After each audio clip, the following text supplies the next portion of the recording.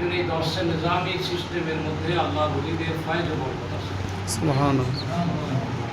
এই দর্শন নিজামী পদ্ধতি আজকে বিশেষ করে এই বাংলার জমিনের মধ্যে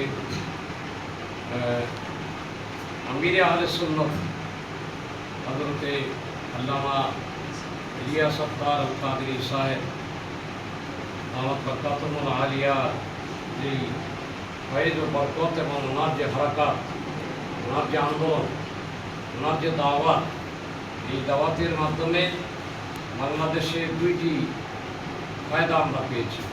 একটা হলো যে তাবলিগি ওহাবি তাবলিগির বিপরীতে আমরা সুন্নি দাওয়াত ইসলামী পেয়েছি আলহামদুলিল্লাহ, এবং সেটা যথেষ্ট কার্যকর হয়ে কাজ করতেছে।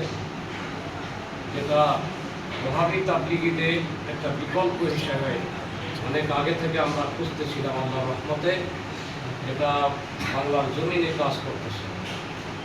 অন্যটি হলো যেমন ওহাবি তাবলিগি জামাতের এদের আলেমদের মেইন হলো দেওবন্দি সিস্টেমে, দারুল উলুম দেওবন্দের হাতে তাদের আলেম তৈরি হয়, কিন্তু আমাদের সুন্নিয়তের আলেম তৈরিতে যেমন বিকল্প সৃষ্টি করে বাংলাদেশে দর্শন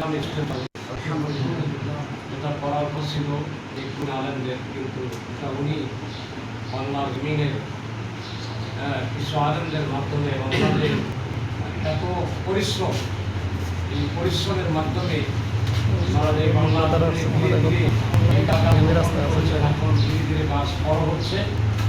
আল্লাহর রহমতে তারই একটি বীজ বপন হলো আমার দেশালির মতো সব পাশে মাওলানা হারুন সরকার সাহেবের মাধ্যমে। এই জন্য এখন দর্শন নিজামী ছাড়া বরবাদ হয়ে যাবে। এই জন্য তোমরা আমাদের কাছে আমার হলো এই বড় নেয়ামত রয়েছে মাওলানা হারুন সাহেবকে, তার থেকে সব কিতাবগুলো ইনশাআল্লাহ পড়ার চেষ্টা করবা।